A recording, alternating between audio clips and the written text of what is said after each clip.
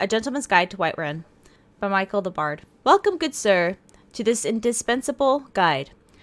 Within these pages, I, your humble author and guide, will describe to you the great city of Whiterun, the jewel of the north. Whiterun offers numerous diversions for the man in search of adventure, fortune, and companionship, whether for a night or for a lifetime. The city is graced with not one, but two worthy taverns, and there are maids and wenches aplenty. The city is located rather centrally in Skyrim, and this is well, for it is not far from anywhere. Perched high upon a rocky hill, Whiterun dominates the grassy plains that surround it. High wooden walls protect its denizens from the wolves, mammoths, bandits, and the other dangers lurking beyond. When you first enter through the city's main gate, you will find yourself in the Plains District. This is so named because it is the lowest of the city's three neighborhoods. But here can be found the Bannered Mare, which I count among the finest taverns in all of Skyrim. The scenery within is quite compelling if you have the eye for the fairer sex. A stout lass named Hulda tends the bar. Don't let that stony Nord exterior fool you, for she is possessed of the same fiery passion that all Nord women try so hard to conceal. Sadia the barmaid is an exotic red-guard beauty. She is quite mysterious, and your humble author is determined to learn her secrets. Outside the Banner Mare is a modest marketplace, and here is where I found true love. Though I would never deter a fellow hunting hound from the chase, for indeed, why should I author these tomes, if not to provide guidance in this very manner? I must ask that you do me this one kindness. Her name is Carlota Valentia, and she is a magnificent beauty who makes a modest living selling bread and produce in the daylight hours. By the gods, I will make that feisty beauty mine someday.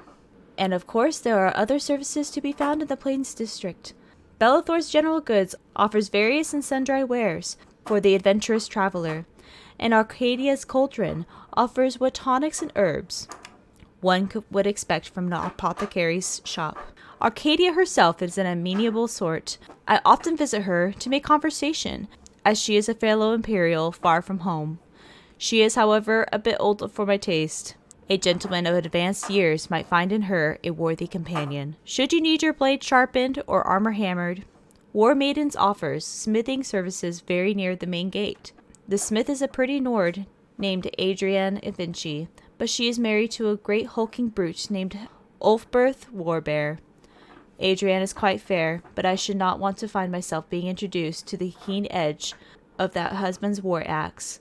If married ladies are your preferred sport, then have at, but don't say that. You weren't warned. Near to the smith is the drunken huntsman. Here some of the wealthier gentlemen gather to share both drink and rumors of the wide world. If you prefer a more distinguished class of company while you sip fine wine, you'll be well at home here. Of the Wind District I have little to say. Most of the buildings in the second tier of the city are residences, though there is a temple of Kynareth and Jorvaskr, the mead hall of the companions. There are some intriguing prospects to be found in the mead hall should you favor a strong and fearless warrior woman. You will find little game at the temple, however. The priestess, Danica Purespring, is interested almost exclusively in spiritual matters. At last we come to the Cloud District, exclusive domain of the Jarl's castle. I have had some merry adventures within the stone walls of Dragon's Reach, let me tell you. The serving girls are most easily impressed by a well-spoken Imperial. After all, nights in Skyrim do grow quite cold if you take my meaning. And I do not deny that I have visited the town's jail once or twice, which can be found in the lower levels of the palace. As for the Jarl and his court, take pains to avoid them. I find that they lack any sense of humor and appreciation for Imperial culture, besides which they are all wealthy men and so must be viewed as your most serious competition. These Nords are simple folk after all, and too easily swayed by the sight of fine clothes and a purse full of septims. Now I will conclude this work by wishing you great success in your pursuits of women and wine.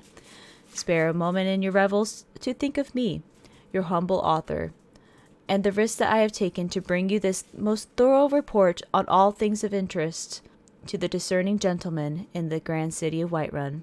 But I will not lie and say that it was all a hardship, After all, who would want to sleep alone in such a cold and dark land as this? Not I.